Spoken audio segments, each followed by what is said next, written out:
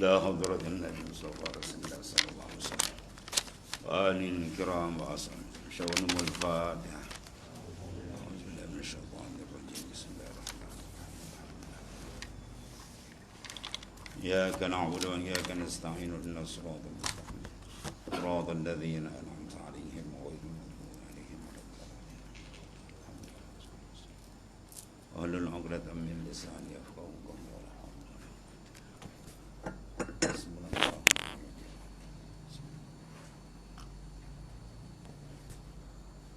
حسبنا الله.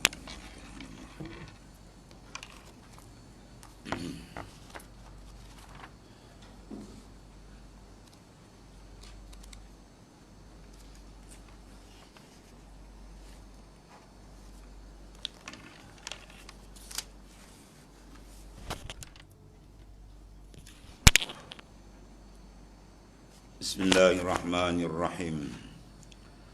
Qala mu'alif qadasallahu sirrah.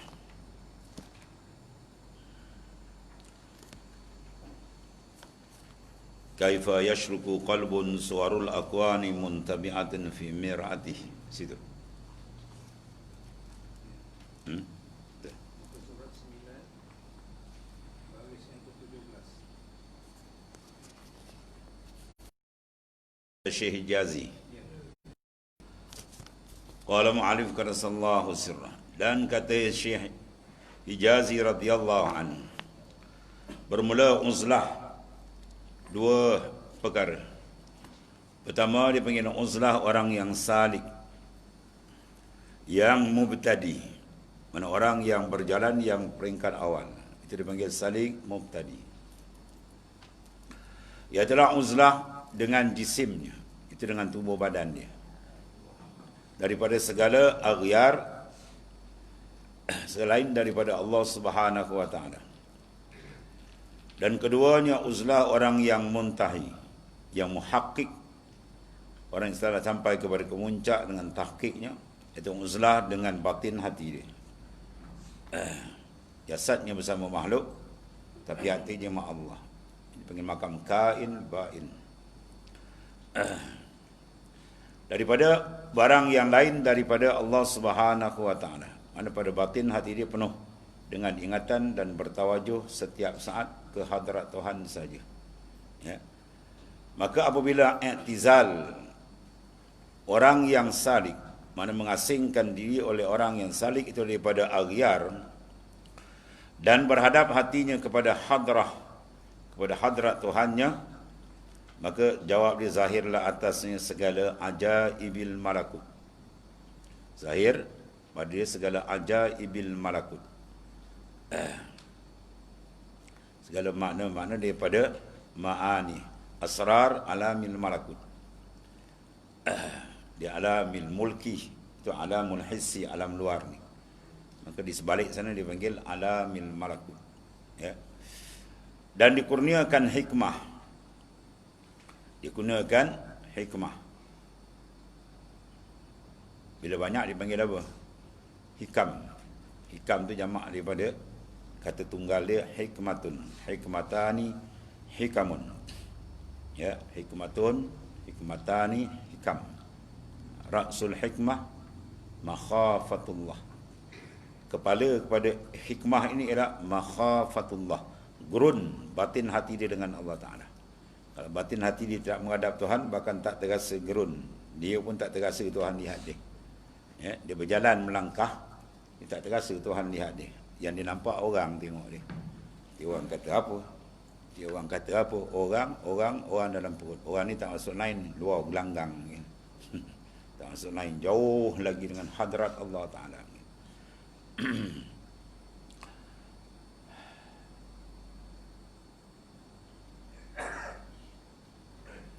Maka i'tizal pengasingan diri mana? Salik daripada aghyar dan berhadap hatinya kepada hadrat Tuhannya, hadratillah.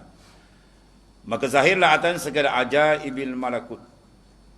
Baru taraf ni hati sudah bersih, cermin mir'ah, cermin hati dia sudah bersinar. Maka di mana saja diarahkan dia akan menangkap. Terbuka segala hijab, terbuka segala benda ajaib. Dan dikurniakan dia hikmah. Ya, hikmatun, hikmatan, hikam, ya. Hikam ni banyak, ada hikam Ibnu Atta, hikam itulah apa? Ghausiyah, ada hikam Ibn Madian, hikam Ibnu Ruslan, berpuluh hikam. Kalam-kalam hikmah yang keluar daripada laduni. Ya. Dalam Quran kata wattaqullah wa yu'allimukumullah. Kamu bertakwa sungguh kepada Allah zahir dan batin. Wa yu'allimukumullah. Allah Taala sendiri ajar kamu. Ini ilmu dipanggil ladunia, ilmu terus dari Tuhan. Adapun ilmu yang kita belajar ni iktisab, usaha. Nak belajar, kena menghafal, ada kitab apa semua. Itu ilmu zahir, dia ada dua. Satu ilmu dipanggil ilmu iktisabi, cara usaha ikhtiar. Kita belajar tu disuruh juga. Satu lagi ilmu cara wahbiyah atau laduniyah. Wahbiyah, bukan wahabi. Ya, wahabi tak pakai itu. Ilmu wahbiyah, mana kurniaan. Bila dia dapat kurniaan, bila batin hati dia bersedia untuk menerima pancaran daripada Allah SWT. Itu hati dia bersih, jernih daripada segala aghyar dan akdar. Segala karat-karat hati dia bersih, maka Tuhan akan cempakkan kurniaan. Berdalilkan hadis yang sahih daripada Nabi SAW, hadis yang masyhur. La yazalul abdu yataqarrabu ilayya bin nawafil hatta uhibbah. Fa iza ahbabtu kuntu sam'ahu alladhi yasma'u bihi al-hadis. Sentiasalah hamba-Ku selepas dia mengerjakan faraid, segala fardu kewajipan, la yazalu, sentiasa. Zala yazalu, mana hilang. Bila la yazalu, mana tidak hilang. Apa mana tak hilang? Sentiasa. La yazalul abd yataqarrabu ilayya, dia menghampirkan diri kepada aku, Allah Ta'ala kata. Dalam hadis kursi ada yang sahih. Bin nawafil, dengan segala amalan yang sunat. Sampai bila tu? Hatta uhibbah, sehingga aku kasih. Jadi kita ibadat sampai Tuhan kasih. Ya, kita dah buat ibadat sampai dapat kasih Allah Subhanahu Taala. Fa iza ahbabtu, apabila aku kasih, Tuhan kata akan dia, aku kasih akan dia, kuntu sam'ah, akulah pendengar dia. Mana dia mendengar dengan aku, dia berjalan bercakap dengan aku. Bermakna ini dua makna. Satu, isyarat kepada maqamul fana. Ya, dia mematikan pandangan dia dalam memandang hadirat Tuhan. Ya, penglihatan dia semua dimatikan.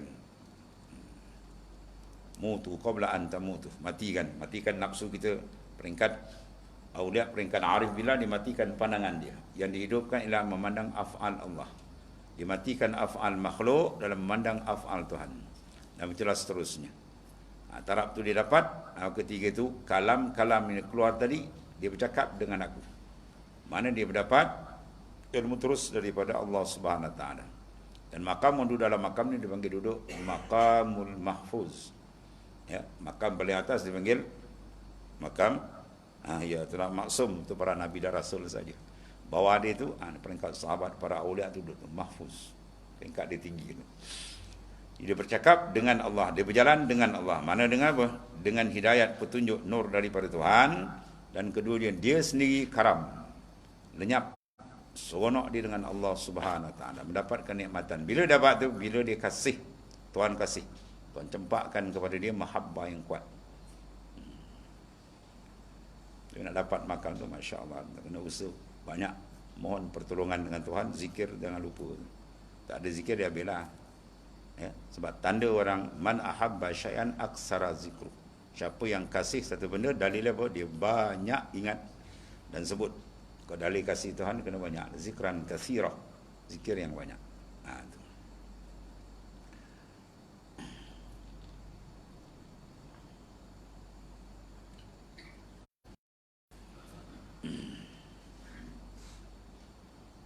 Buat hati bila dia paling je habis kurang. Mata iltafata faqad naqasahu. Bila hati dia berpaling selain daripada Ta'ala dia, faqad naqasal hub, maka kasih dia tu kurang, dia menurun. Berpaling je hati, kita punya draft turun. Ya, sebab dia sentiasa menghadap rohani kita. Jasad tak apalah dengan makhluk, dalam tu jaga. Dalam tu tempat tilik Allah Subhanahu Taala. Ya, kita kena malu dengan Allah Ta'ala. Di tempat tilik Tuhan tilik, kita pandang tempat lain. Itu dia. Ya.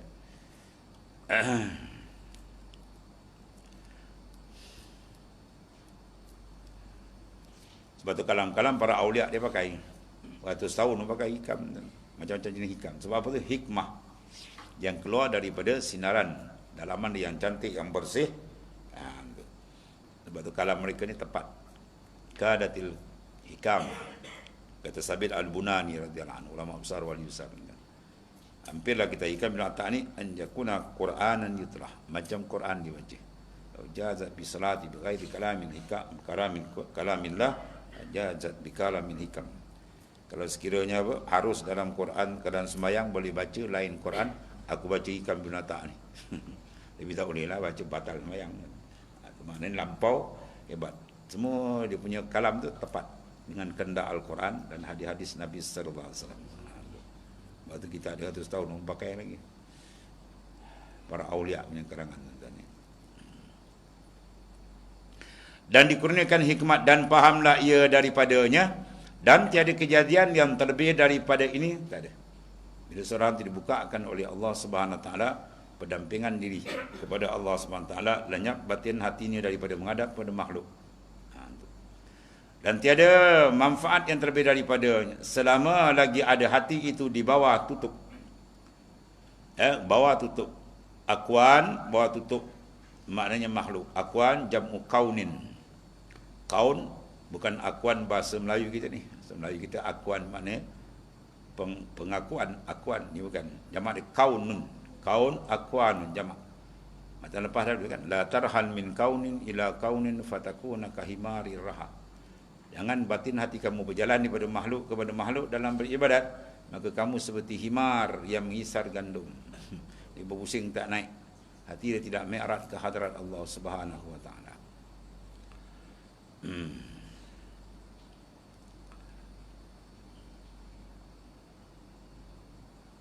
Dan tiada manfaat yang terlebih daripadanya selama lagi ada pada hati itu di bawah ghita. Ita'il qaun, mana tutupan. Ya, maknanya makhluk, hati dia ditudung dengan makhluk. Berhad ini panggil tauti'ah. Dia nak masuk matan bawah ni. Membahas 4 kaifah yang sangat masyhur dalam hikam Ata'iyah. Dan hikam Ata'iyah ni 4 kaifah masuk akan datang ni. Ini dia panggil tauti'ah. Yang buat persiapan. Dia cakap tu dah ada seringan-seringan ya untuk membahas matan yang akan datang. Selama lagi ada hati, mana batin hati itu di bawah tutupan akwan, mana dia tak lepas pandangan di kehadrat Tuhan, tersangkut dalam kepala dia fikir makhluk je. Ya, nafsu dia, dunia dia tak habis-habis. Ya, itu terhijab. Sebab bila kita terhijab nak buat ibadat, terhijab itu satu kehinaan yang besar. Ya, adalah tu kena minta ampun dengan Tuhan. Orang boleh bermajlis ilmu, kita tak boleh pergi. Orang boleh berzikir, kita tak boleh. Orang boleh buat ibadat, kita tak boleh. Itu ada masalah kita dengan Allah Ta'ala. Tuhan tutup. Bermakna ada kes. Kena rojok balik, kena banyak buat sembahyang taubat, kena taubat dengan Tuhan. Minta, ya Allah, kenapa aku terhijab, terdinding, tidak boleh merapatkan diri kepada Engkau sebagaimana orang lain boleh rapat. Kenapa? Mesti ada kes. Lepas tu kena banyak bertaubat. Ya.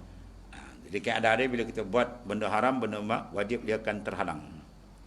Bila kita buat benda makruh, benda sunat akan terhijab. Ya, ada keadaan dia. Sebab Syekh Daud At-Ta'i disebut dalam hikam dalam Minhajul Abidin, iza lam taqwa ala qiyamil lail wa siyamin nahar fa'lam annaka maqbulun qad qabbalatka khati'atu. Iza lam taqwa ala qiyamil lail, bila kamu tak mampu nak bangun malam. Quran panggil kan, minal laili fatahajjad bihi nafilatan lak. Ya, malam bangun tahajud, kurang-kurang 2 rakaat buat. Kan? Sampai orang dah belum nak bangun gitu. Itu menandakan ni jawapan di bawah. Bila kamu tak boleh nak bangun malam, wasiyamin nahar, dan nak puasa siang hari tak boleh. Senin Khamis tunggu minggu depan sampai puasa bulan depan balik. Nak puasa Nabi Daud lagi jauh. Selang sehari. Ya, dan sebagainya. Tak boleh.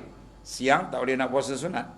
Malam tak boleh nak bangun. Fa'lam annaka maqbulun. Sedarlah kamu sedang ditambat. Qad qabbalatka khati'atuk, yang menambat kamu ialah maksiat dan mungkar yang kamu lakukan. Sama ada zahir ataupun batin. Tu sepir dah. Kenapa tak boleh baca Quran? Sebab maksiat banyak. Kenapa tak boleh zikir? Sebab maksiat banyak. Sebab tak boleh bangun malam, maksiat bertimbun dalam perut kita. Ya, kalau para awliya di antaranya mengaku, ya Allah, dosaku lebih banyak daripada pasir yang melata di bumi. Itu wali. Wali arif billah. Dia mengaku Tuhan, ya Allah, dosaku lebih banyak daripada pasir yang melata di bumi. Itu wali. Kalau kita ni lagi kan. Paling teruk dia tak berasa. Dia tak boleh bangun malam, dia tak boleh buat ibadat, dia tak rasa dia salah. Aku ni ada salah ke nak banyak-banyak nak istighfar? Wali merasakan diri dia terlampau banyak dosa. Ya, begitu maknanya. Tu seper tuan-tuan. Ibadat bila Tuhan suruh tu tak boleh buat, macam tu ada masalah. Mesti ada masalah. Sebab tu dalam suluk, kalau ada tarik rezeki tak terbuka hijab lagi, masyayikh kena panggil buat sembahyang taubat 50 rakaat. 100 rakaat. Ikutlah kadar hijab. Kalau tak boleh tarik, dia jam. Itu bisa ada masalah hijab dia tu. Sembahyang taubat, mandi taubat cepat betul-betul, pum dia tarik laju balik dan tak ada ni. Sebab yang menyekat kita dalam ni ialah maasi. Sebab maksiat ni dosa yang kotor, melongkang kotor dan bertepik di batin hati dia. Macam mana nak menghadap Allah Taala? Kita nak menghadap raja sedangkan kita berlumur dengan kekotoran, berkubang dan nak menghadap masuk istana tak boleh. Dekat gate tak lepas sekarang. Jaga kata ni orang gila, mana berkubang kan. Itu zahir, ini batin, bukan nak menghadap raja dunia yang sama taraf dengan kita makhluk. Nak menghadap Malikul Muluk, raja segala raja. Dan itulah nikmat paling besar bila dapat menghadap hadrat Allah Subhanahu Wa Taala.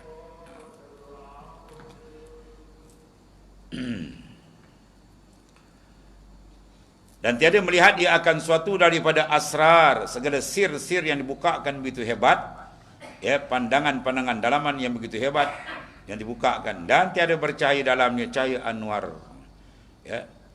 Bila dalam batin kita sinaran nur ibu Tuhan tak terbuka, itu masalah besar. Maka sini Tuan Pengarang menarik perhatian kita nak menumpukan sebab-sebab 4 pertanyaan besar ditanya, 4 kaifah. Yang pertama dia kata kaifa yashruku qalbun suwarul aqwani muntabi'atun fi mir'atih. Kaifah, bagaimana, macam mana, betapa maknanya.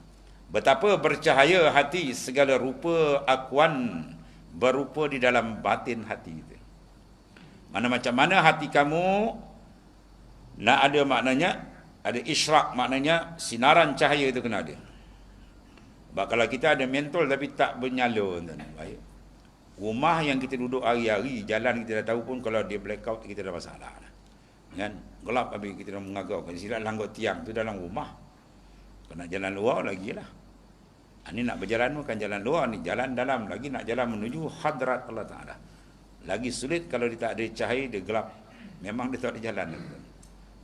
Dia akan terpinga-pinga. Dan bila tidak ada nur, habis dia akan gelap. Resiko dia akan banyak berlaku. Dia akan terhumban dalam longkang maksiat, mungkar, kelalaian dan sebagainya. Perlu kepada cahaya, nur. Maka sekarang macam mana hati kamu nak bercahaya dengan nur iman, nur ma'rifah dan sebagainya. Banyak anwar. Sedangkan apa? Ni penghalang hijab dia.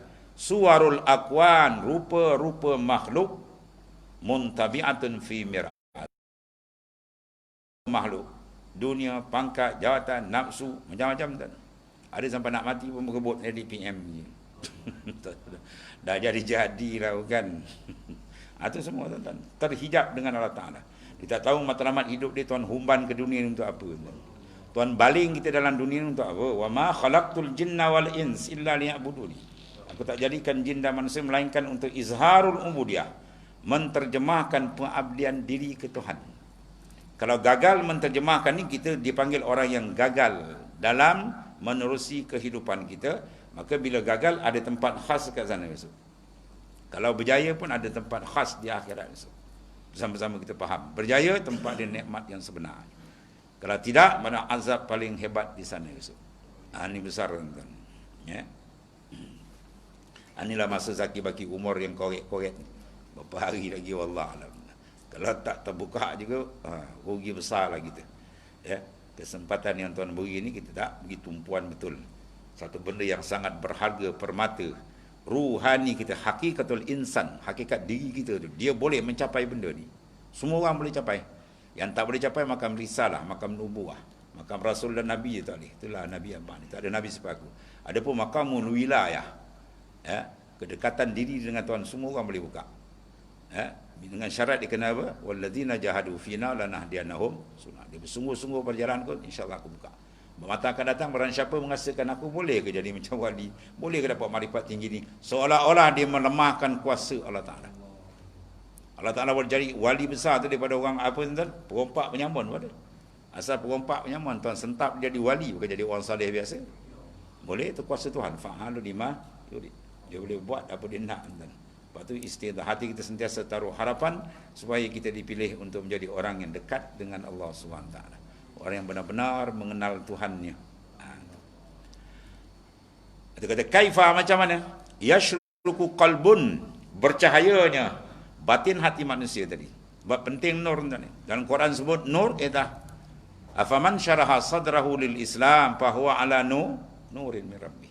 Tidakkah mereka Tuhan bukakan hati dia, dia berada dalam nur Tuhannya. Nur marifat, nur iman, nur mukasyafah, macam-macam anwar ini. Dan hadis pun disebutkan innan nur iza dakhala al-qalb infasa wa syarah. Nur itu bila masuk dalam batin hati, Nabi Rasulullah SAW sebut infasa wa syarah, hati terlapang tenang. Bisa bertanya hal izalika min alamati allati tu'rafu biha, adakah tanda yang kami boleh kenal? Nabi kata na'am, ya. Yang pertama at-tajafi andarul wurud, ni lah dia di antara dia.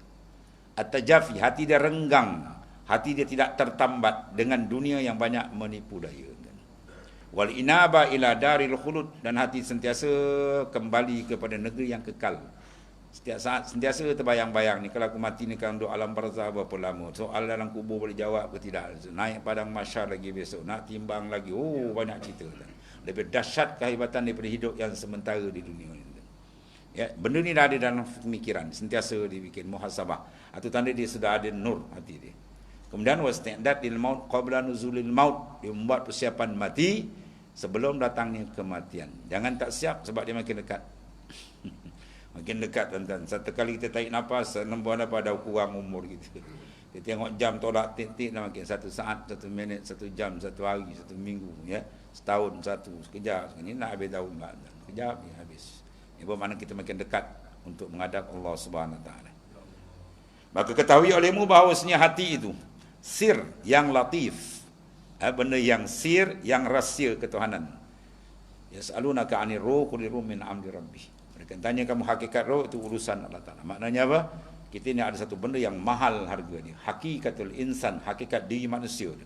Sir ni atau roh ni kalau keluar dia ambil kan. Ambil manusia tinggal sangkau ini. Ajsam jasad kita ni sama ada dia apa keturunan, kaya miskin, terkenal tak terkenal, akhirnya apa? Sama taraf dia sumbat dalam lubang tanah. Ya, yang mahal tu dia, siapa dia, hakikat diri kita tu. Dia tak mati kan, roh ni dia tak mati. Dia akan berpindah je ke alam barzah, menanti kiamat, dia akan bangkit balik, dia soal jawab balik. Dia ni yang kita nak jaga. Qutul arwah, makan roh kena siap. Sangka. Ni beli burung harga 40,000, sangka 3,000. Hari-hari solek sangka, burung tak bagi makan. Duk 3-4 hari burung terjongkit. Mana kena piara benda yang mahal. Yang mahal apa? Ruhani. Bukan jasmani. Jasmani ni habis umur 70 tahun, 80 tahun. Tahu dah 100 tahun waktu habis lah. Tempo dia menumpang dah habis. Sila disumbatkan dalam liang lahat. Yang nak pergi tu dia tu. Dia datang dulu bersih kan, rohani kita. Anak fitrah. Maka nak balik pun kena bersih lah. Kita pinjam kenderaan orang, kan, bersih, balik ni, teruk, tayar, pancit, kereta, kempung. Ngamuk tuan. Minyak kalau tak bubur pun tuan tak bagi pinjam. Aku bagi full balik dah, reserve. Ini tobat tak dapat pinjam gitu. Ni kalau dia kerti pergi reserve balik full tak apalah tuan, kan. Tu orang kerti bahasa gitulah kita. Datang bersih, balik pun kena bersih. Kalau tak bersih, berat.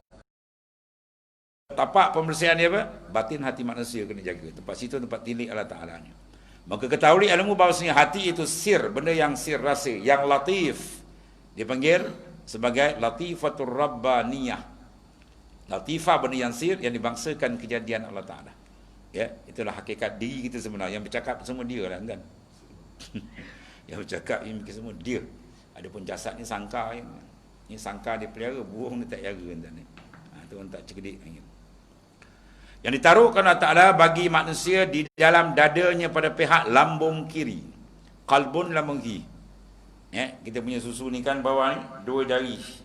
Kemudian dia arah mirip keluar sikit. Itu dipanggil latifatul qalbi. Dia dua jari belah kanan belah sini bawah dipanggil latifatul ruh. Atas balik ke atas ni, situ dipanggil latifatul sir. Sini dia panggil latifatul khafi. Tengah ni latifatul akhfa. Atas dia panggil nafsun natikah. Nafsu yang bercakap. Sebab tu kalau kita bercakap, kita mikir sini kan. Khayal-khayalat dia banyak sini. Tung sini. Ya, kulli jasad atas ni. Itu ada di zikir tembak lataif tu. Ya. 7 lataif tu dibersihkan insya-Allah.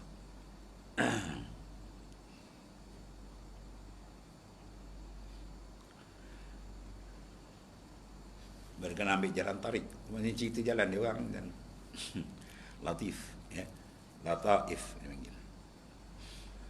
Ditaruhkan bagi maksud dia dalam dadanya pada pihak lambung kiri.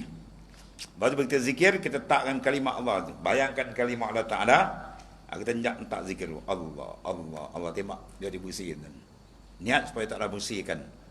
Ya, batin hati kita yang nama dia qalbun. Qalbun ni pun kalau dibuka dia bersih dah, muka syafah dah banyak kan. Ya, qalbun, kalau roh, kalau sir, itu lagi dah. Peringkat qalbun pun dah banyak terbuka. Kalau kita bersihkan sungguh-sungguh ibarat cermin bila dibersih macam-macam masuk dalam tu nampak. Apa yang kita nampak? Kebesaran Allah lah. Ya. Hubungan kehebatan Allah Ta'ala. Kita sebut Allah, bermakna apa? Allahu wahidul ahad. Dia yang tunggal. Ya. Tempat berhajat, tempat kita bergantung, itu maknanya. Zat yang wajib al-wujud, itu makna daripada makna ismul jalal ataupun dipanggil ismul a'zam. Ni ada orang tak bagi zikir Allah lah. Macam-macam. Orang nak zikir buat dia tikai. Nama kan tu. Ismun. Nama Allah Ta'ala. Wazkur isma rabbika. Sebut akan nama Tuhan kamu. Maka Allah ada nama kan. Maka ketahui alimu bahawasanya hati itu sir yang latif. Ditaruh Allah Ta'ala bagi manusia dalam dadanya daripada pihak lambung kiri dan segumpal daging yang menepati, dia mutabakah, menepati kenderaannya. Sebab tu bila kita tembak zikir sini bukan tembak kat dada luar ni, dia dalam tu. Dia yang nak mengenal Tuhan, bukan jasad selangka gitu tuan. Diri dalaman kita kasat tembak dia dalam. Yang bangsa nurani, dia yang layak untuk mendapat makrifat sebenarnya. Dan tiap-tiap anggota jasad itu askarnya, mata kita dia melihat siapa arah. Dia yang arah, pandang dia kata. Lawa tu, dia yang cakap. Kan? Sebab tu kita kena kawal pandangan. Kita kalau tak reti memandang, pandangan kita akan bermasalah di akhirat. Kita akan tak pandai pandang. Kau pandang nampak apa? Kau buka mata, kau tengok nampak apa? Nampak makhluk, nampak Tuhan. Kalau kau pandang mata luar, mata dalam tak nampak Allah, itu pandang berbahaya di dunia ini. Ya. Tuhan suruh, kulin zuru maza fi samawati wal ard. Pandang apa yang ada. Maza. Dia tak kata unzuru ila samawati wal ard. Kalau pandang pada langit dan bumi itu tak payah cakap. Orang kafir boleh pandang hari-hari panjang kan, hayawan lembu kebau boleh pandang. Maza, apa yang di dalam.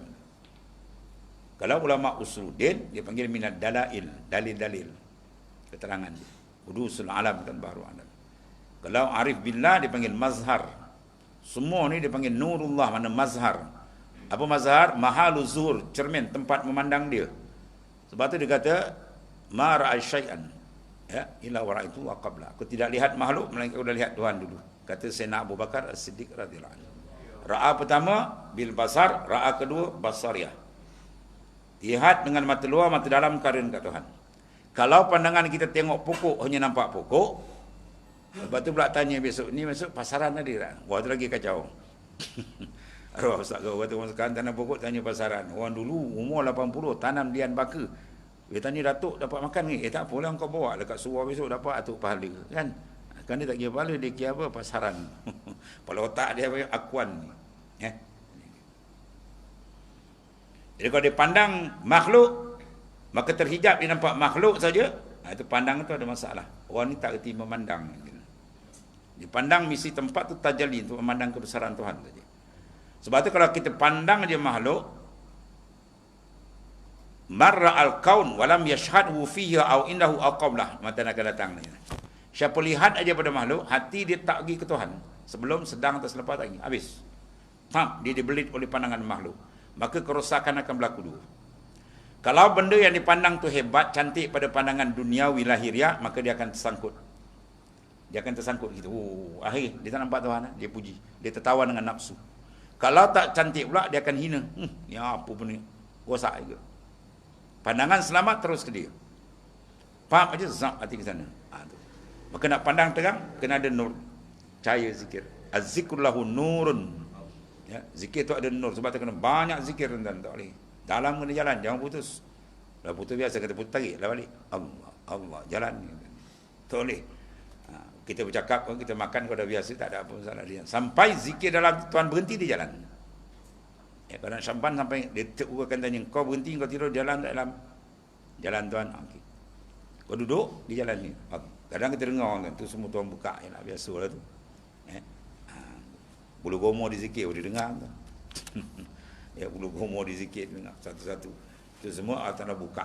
Tapi jangan berhenti situ. Yang dia sekolah, anak zikir semua dah dengar. Jangan, itu semua hijab. Itu kurnia Tuhan. Kita zikir nampak pandangan nur terbuka. Itu semua sebenarnya belum sampai lagi. Itu pembukaan supaya kita lebih dekat dengan dia, itu maksudnya. Dibuka alam tu, alam ni supaya kita lebih kuat memandang kebesaran Tuhan. Itu tujuan dia. Tujuan kita apa? Ilahi anta maksudi. Wahai Tuhanku, engkau yang kekuasaan, lain tak ada.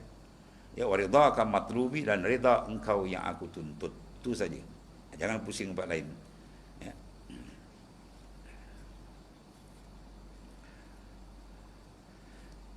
Dan hati itu dia panggil raja baginya, bagi segala askar, bagi segala tubuh badan kita ni. Raja dia apa? Hati. An-nas ala dini mulukihim. Manusia di atas agama raja dia, perintah dia. Kalau raja dia baik, rakyat baik. Ya, kalau raja rosak, lintang bukang, rakyat pun rosak. Begitu juga dalam jasad kita, sebuah negara kecil. Yang menjadi pemimpin apa? Hati. Bila hati itu baik, semua akan jadi baik. Bila hati itu rosak, semua akan jadi rosak. Sebab itulah maknanya, kejayaan besar Quran pun letakkan hati juga. Qad aflahan, kan? Qad aflaha man zakkaha. Qad aflaha, confirm. Qad masuk fi'il madhi, di ifarati ta'kid, mana confirm, tetap dapat kejayaan dunia akhirat. Siapa dia? Man zakkaha, mereka yang menyucikan batin hati dia. Qad khaba man dassaha, dan celaka besar orang yang mengotorkan batin hati dia. Bila batin dah kotor, macam perangai dia, kan? Dengan tamak yang tak habis-habis, kan? Nak mati pun bergebut lagi. Allah. Dan hati itu raja, dan bagi raja itu dua muka. Satu menilik ia kepada dirinya, dan satu lagi mata hati. Mana tadi? Menilik pada dirinya dan kepada segala askar. Dia satu lagi muka menilik ia kepada Tuhannya. Maka muka yang awal itu dikatakan muntabi'. Ya, di dalam matanya segala rupa akuan. Maknanya tercap dalam rupa makhluk, dan mata dalam itu akalnya. Dan selama lagi akal itu di bawah ghita'il qaun, selama pemikiran manusia itu dia ditutup dengan pandangan kepada makhluk saja. Pandangan dia tak lepas. Hijab dia terlampau tebal, tak nampak kebesaran keagungan Allah Ta'ala, maka kalbun itu ditawannya. Hati itu kena tawan. Ya, makna dia tertawan, hingga apabila dihilangkan ghita', mana tutupan daripadanya, hijab itu diangkat, maka hilanglah akal yang bertambah itu, dan zahirlah asar, dan bercahayalah anwar, maka menilik ia dengan nurnya yang ditaruhkan dalam batin hati tadi, iaitulah mata hati, dan telah datang yang hak, hilanglah yang batil. Ja'al haq wa zahaqal batil. Ya. Sebab itu dia kena apa? Dia kena asahnya. Ya. Itu yang pertama. Yang pertama dipanggil apa ni? Hijab akwan. Ya, dinding hijab akwan. Mana dia kena proses, bersihkan supaya hati kita, hakikat diri kita yang cantik, yang bersih, sebagaimana dia datang dulu, dia belum disarungkan dengan sarung ni kan. Tuhan jawab, semua jawab sama je. Alastu bi rabbikum qalu bala. Semua jawab sama. Itu dipanggil alamiz zarri. Ya, ataupun alamil lahud. Ketiga itu adalah kitab kan 7. Tidakkah aku ni Tuhan kamu? Semua roh jawab sama je. Roh Melayu ke Keling ke Hindu ke apa semua, ketiga itu semua sama jawab. Sebab apa? Dia bersih. Tapi bila didatangkan ke dunia, disarungkan dengan sangkar yang zahir ni, kemudian Tuhan letakkan ujian dia, syaitan, nafsunya, dunianya, makhluk. Sini kata Imam Ghazali dah mula dah berpusing-pusing. Akhirnya apa seorang sebut, wa qalilum min ibadiyash syakur. Dah tinggal sikit yang bersyukur. Yang dah ada masalah tu dia. Jadi sekarang mengembalikan balik. Bersih sebagaimana kita datang, begitulah kita nak pulang maknanya. Ini proses-proses yang telah disebut oleh Tuan Pengarang. Yang pertama, halangan paling besar ialah apa? Suwarul aqwan muntabi'atun fi mirati. Rupa makhluk terlekat dalam batin hati. Ini masalah yang nak diselesaikan. Persoalan dia macam mana nak selesai. Ya, kita dah tahu ni penyakit. Ya, persoalan ni macam mana? Contohnya macam penyakit apa tuan-tuan yang besar ni, bawa daripada kufur apa? At-takabbur kan? Itu selalu kita ulang. Ya, takabur penyakit yang paling besar sekali. Sebab iblis dia enggan dan aba wastakbara wa kana minal kafirin. Lawan takabur apa? At-tawadhu. Apa soalan dia? Kita dah tahu. Takabur ni bahaya. Najis yang paling teruk, mengotorkan batin hati, menjauhkan seorang daripada Ta'ala, terhijab dia dengan Tuhan, menjadikan dia maknanya jauh daripada Ta'ala, dia murka Tuhan. Persoalan ni macam mana nak buang? Subuh macam ni ke lah? Sebab dalam belakang ni akan disebut. Ibn Atta kata apa? At-tawadhu al-haqiqiyu ma kana nasyi'an min syuhudil azamati. Situ kunci dia. Nak pakai sifat tawadhu kat mana tu? Kunci Ibn Atta begitu. Tawadhu yang hakiki bila? Ialah ma kana nasyi'an min syuhud azamah. Bila dia boleh syuhud musyahadah kepada azamah kebesaran Tuhan aja, pam, terbuka, habis takabur tu hilang. Ya, takabur tu akan hilang, dia akan bersih. Sebab apa? Dia dah lazat memandang kebesaran, keagungan Tuhan yang maha dahsyat dan tempat dalam hati dia. Dah bersinar nur tadi tu. Ketika itu tak ada benda tu, dia keluar habis. Mahabbah pula. Dengan apa ni semua? Mahabbah kasih selain Allah. Kita kena ubah. Bawa dia pusing dia dengan banyakkan zikrullah sehingga hati dia tadi terasa. Dan akhirnya dia cinta kepada Allah. Bila cinta Allah dan betul-betul duduk batin hati dia, tetap yang lain habis, dia keluar. Yang lain dia akan keluar. Sebab penting pusing-pusing balik, kata Ibnu Ajibah dalam syarah hikam dia kata apa? Kasratu zikr, kena banyak menyebut dan mengagungkan Allah Ta'ala. Ya, tapi dengan adab-adab dia lah. Dia ada adab zikir sebelum, sedang dan kemudian, supaya apa? Zikir itu berhasil. Ya, berhasil sungguh. InsyaAllah dia akan tembak tu, dia akan bersih. Ketika itu dia kembali asal, baru dia boleh duduk tangga betul, mengamalkan perintah Allah Ta'ala, ya, zahir dan batin di mana.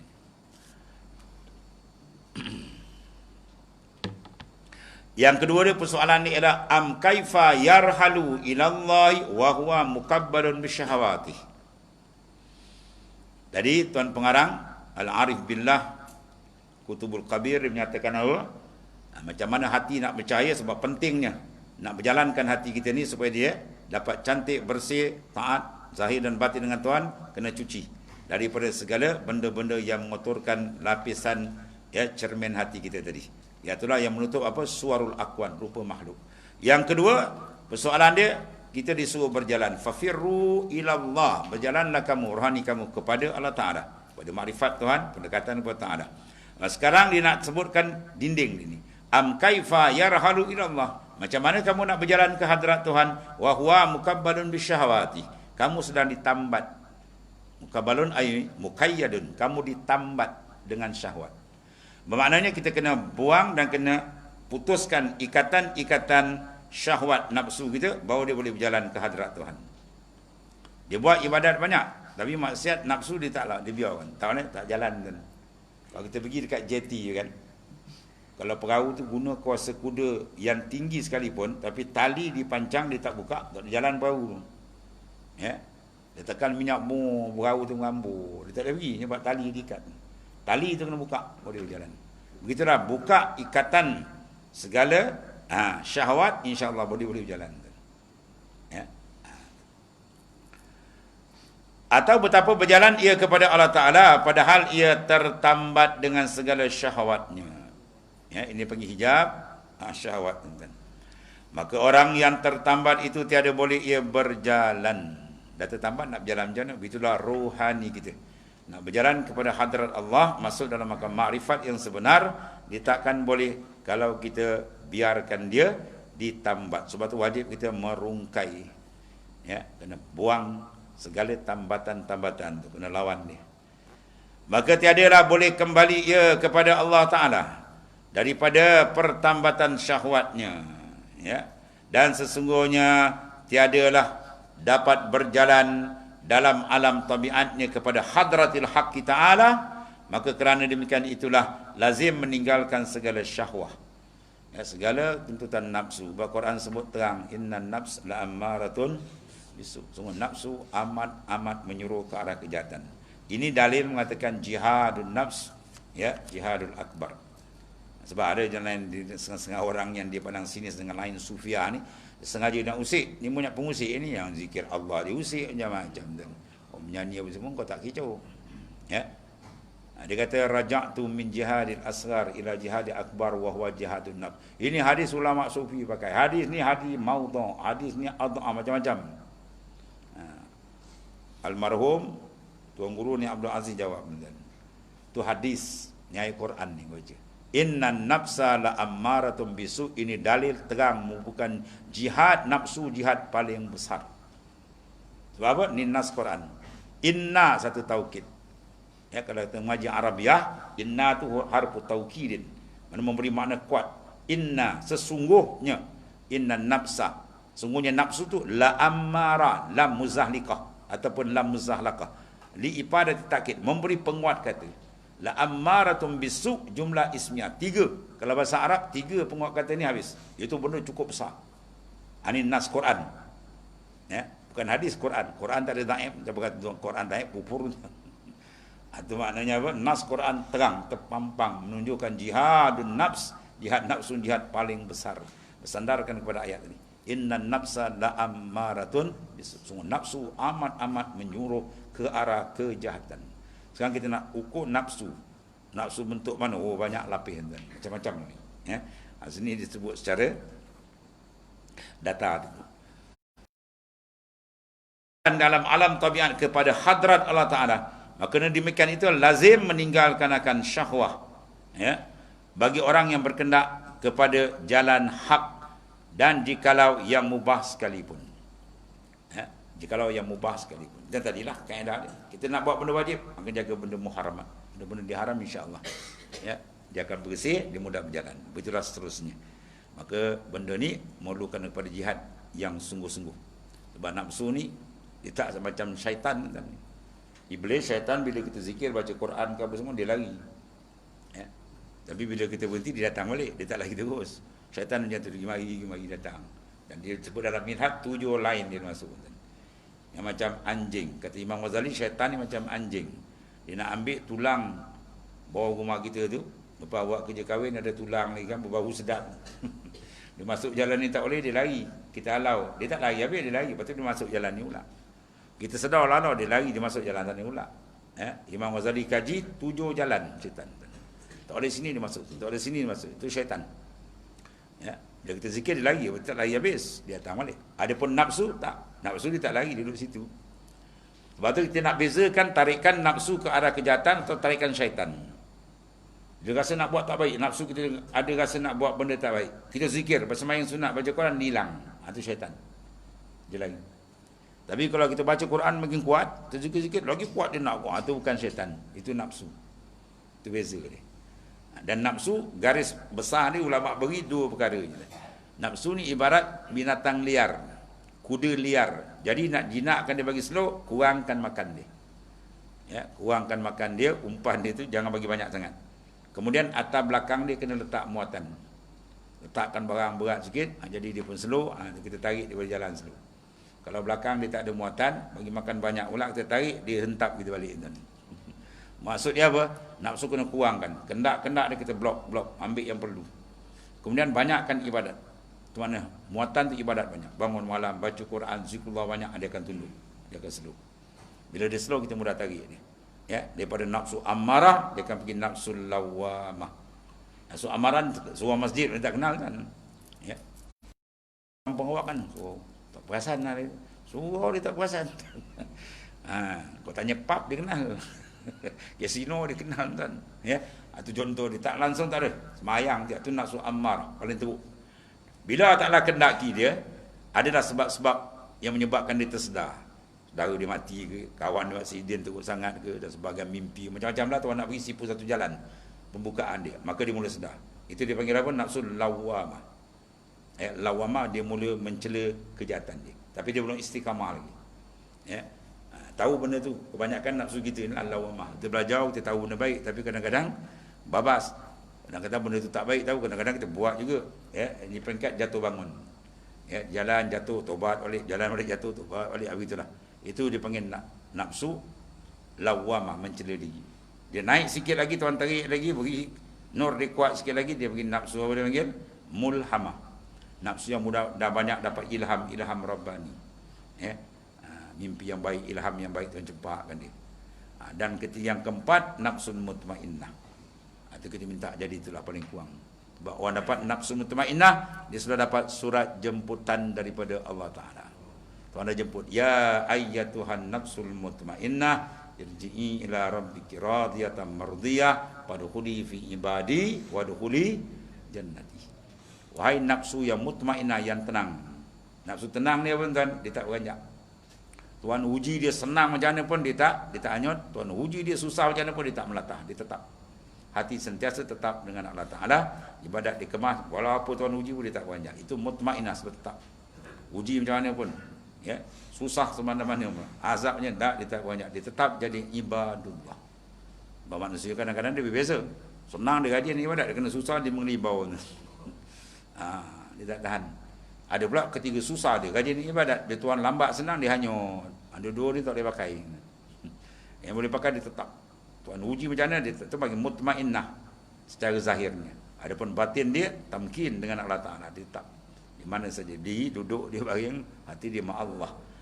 Kita nak sekurang-kurang taraf tu mutmainnah. Atas lagi naik lagi lah, radiyah mardiyah kamalam kamalata, itu lagi tinggi.